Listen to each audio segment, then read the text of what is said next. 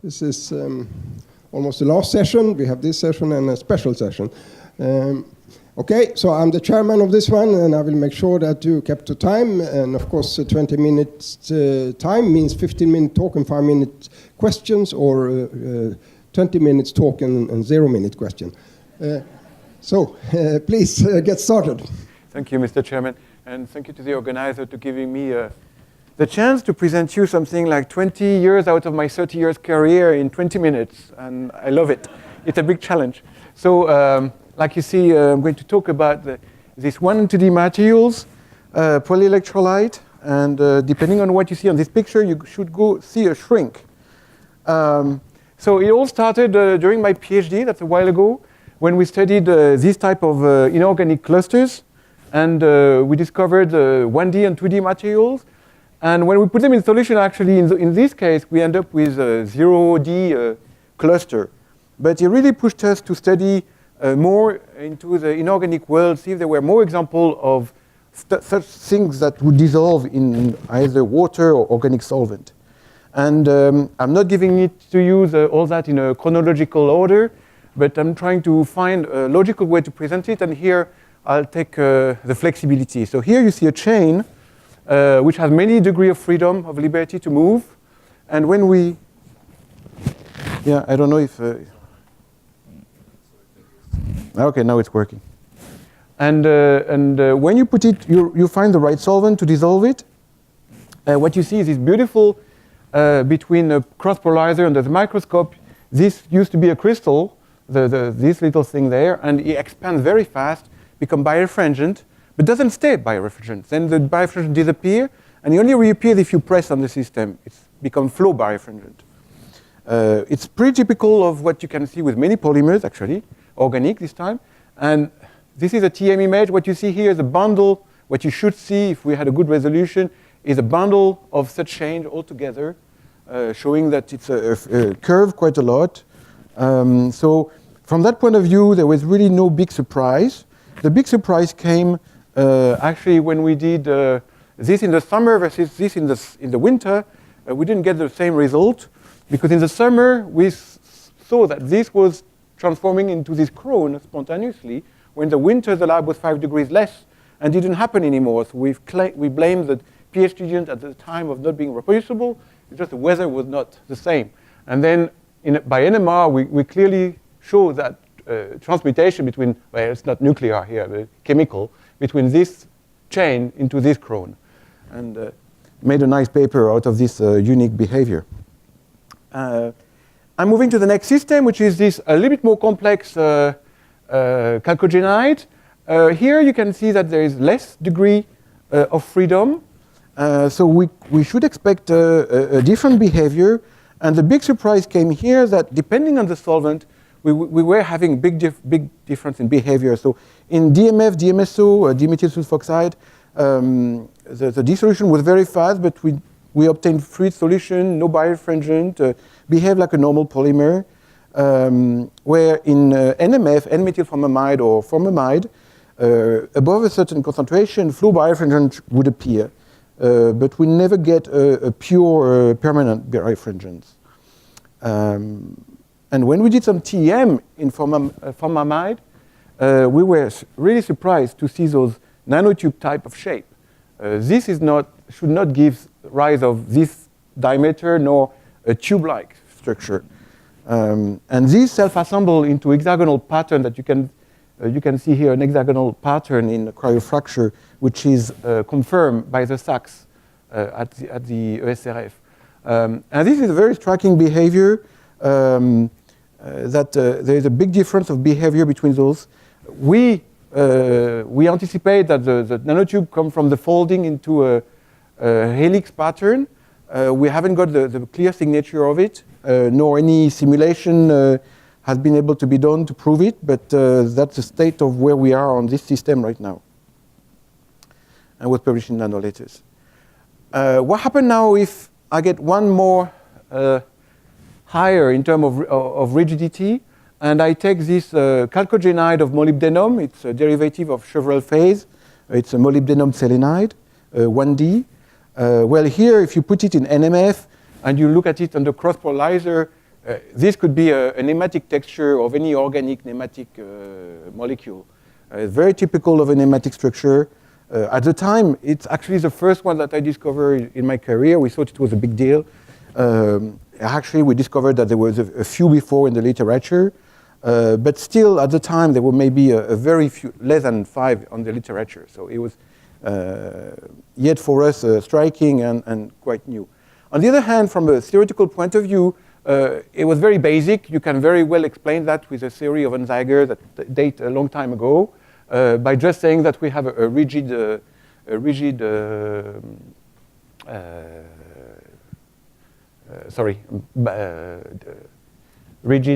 tube, let's say, and taking that into account, you can predict where the transition would happen. It has been modified with an effective diameter to take into account the charge, but it doesn't change the equation, and we can predict more or less where the boundaries of the isotropic and nematic transitions are. Now, what if I move to 2D? Here the question was that, okay, when you're used to a liquid crystal, you know that there's a nematic phase. After, if you put more order, sometimes you get a lamellar phase. Well, here we're wondering, well, where could we find in the inorganic world a lamellar phase? And there were 3 types of described lamellar phase at the time. It is quite important because there would not be any life without lamellar phase. Without lamellar phase, you don't have a partition of space, in water especially, so there's no cells. So lamellar phase is really at the core of the life as we know. And what we were looking for is a 4th type made of covalent sheet. And we looked into, amazingly, what the clays, the family of clays called smectite. We were wondering if we could see that. And that I did during my postdoc a while ago in the weekend, because it was not at all my subject. But it was fun, and it was beautiful. Like you see that the tube between cross-polarizer. And we could see a clear flow birefringence here, birefringence in the gels.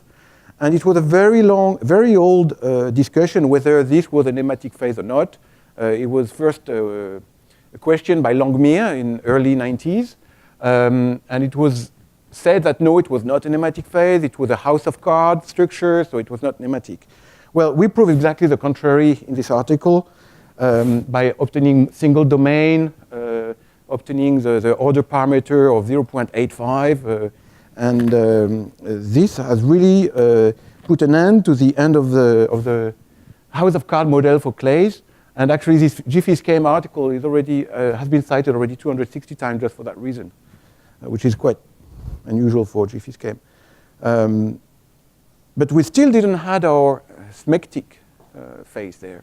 So what we continue to look, and at the Jean Rouxel Material Institute in Nantes, they had this phase there, which is a phosphato-antimonic acid, which dissolved very well in water.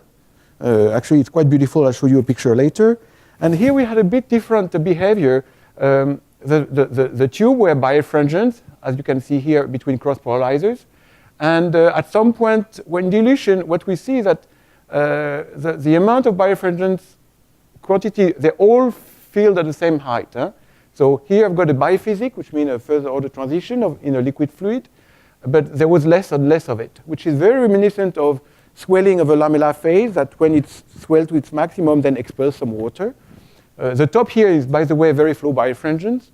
We could get single phase of it, and at the maximum expansion, the distance is such that you actually scatter light.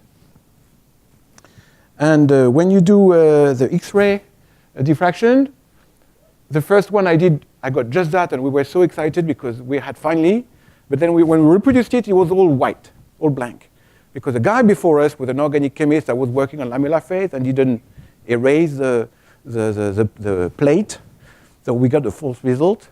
But later on during that run, hopefully, we got that. That was our result.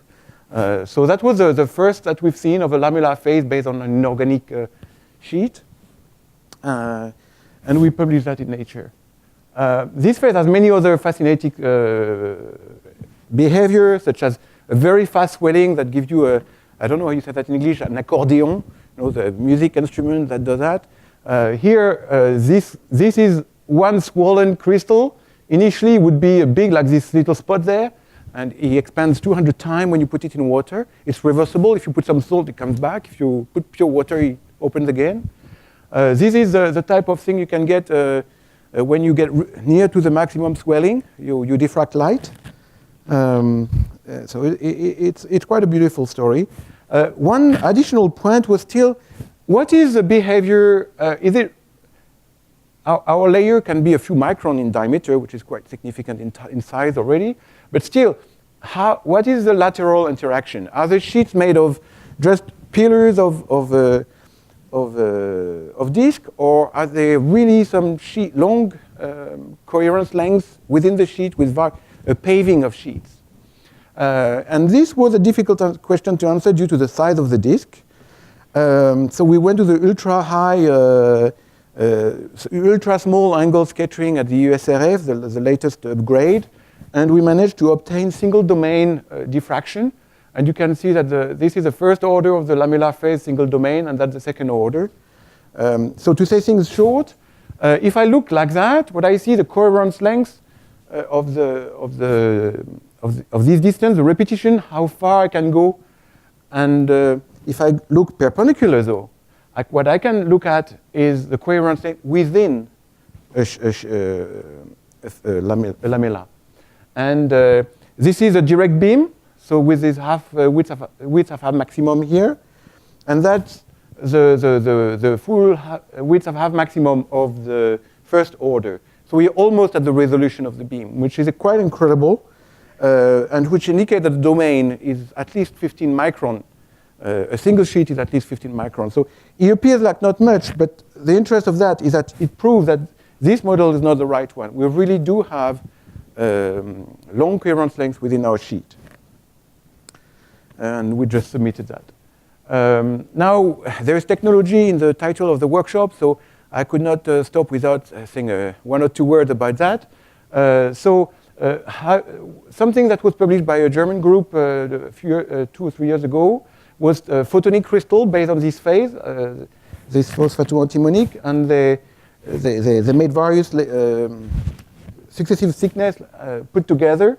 And because this is so sensitive and swells so much with water, they could make some very nice humidity sensors. I don't know if we need another one, but this one is cute. So here the guy brings his finger right next to it, and because of the water from the finger, it changed the color of the photonic crystal. So it was published in Advanced Materials just 2 or 3 years ago. In our case, we did some various things. One of them was to mimic mesoporous synthesis, where you put precursor of silicate in a solution, together with surfactant, and what comes out of it is a highly porous material. And we were wondering if we could do that with our specs, which is that whatever we put in it must not be too charged, because else everything collapses, because we are polyelectrolyte after all. So we used something I didn't talk about today. It's V2O5, which is also a mineral liquid crystal. We obtained this type of birefringent solid silicates that we can even obtain in single domain orientation wise by applying a magnetic field during the condensation, the polycondensation of the silicate. And we can even digest the V2O5, leaving porous silicate with rectangular shaped channels. And this was of interest. There was a PhD at Marcoule on the use of such material as adsorption material for radioactive waste. So I try to go very fast. I hope I'm in the time.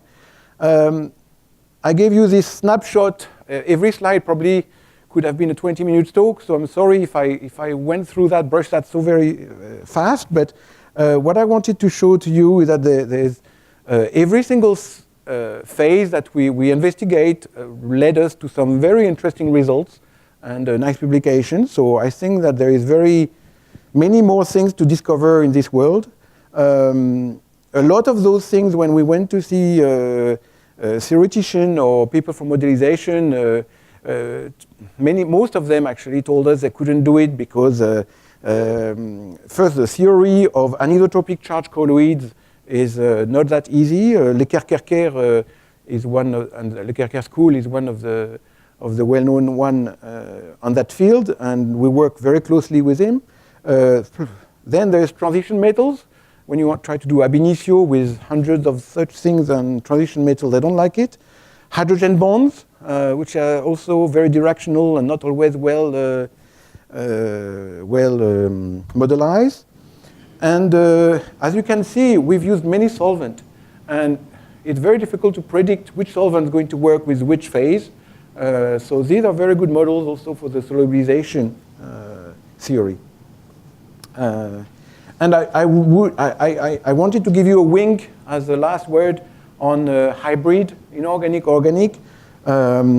We've seen one or two examples during the 3 days on, for example, alabone or bone or teeth, where you have an organic protein polyelectrolyte with an inorganic material, where here I'm doing kind of the reverse. Just a few days ago, my coworker, Patrick Davidson with Cyrus Safinia, published a nice scientific report on clays and DNA, so I give him a highlight here.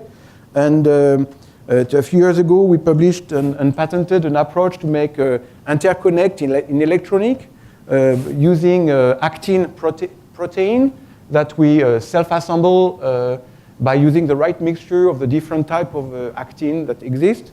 And you can make them grow perpendicular to your substrate. And then you can functionalize that with gold and make a nicely resisting pillar. And I finish on that. So many people participate to all that over the last 20 years, and many engineers. I would like to give a special thanks to a very bright scientist whose career was cut short by cancer in 2006. And the fundings, of course, ERC and ANR more recently. So thank you for your attention. I hope I was on time. Yes, certainly on time. So, of course, we have time for questions then for this last talk. Who has a question? This is not DNA, I'm sorry. I wonder if you really have solutions or you have suspensions. Oh, that's always a big question. It's a colloid. Most of them are colloids. You can but when you do for example, in the nanosheet case, we clearly every single. I didn't went into detail into the Sachs measurement, but when we do a plot, for example, of the distance as the inverse of the molecular fraction, it's very linear and intersect the vertical axis at exactly the thickness of our. So we have a lot of proof that they're very well separated. Yeah, okay. When I do AFM, I've got a picture of AFM I can show you after.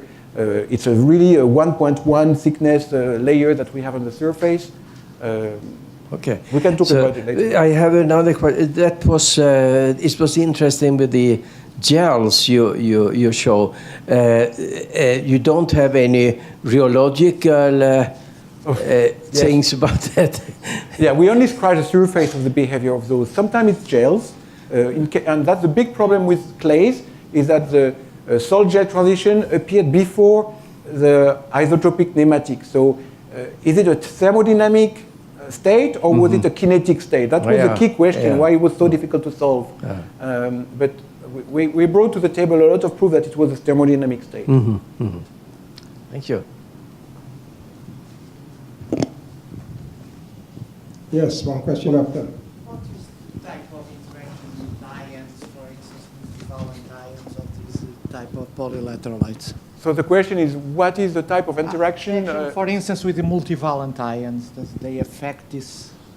Okay, so most of those phases are pretty dense in terms of charge densities. So they're very sensitive to any counter ion. And for example, in case of the antimonic acid, we did a salt effect studies, same with the clays. But mostly we did with monovalent. But here it very quickly flocculates. Trivalent would be even faster, I think.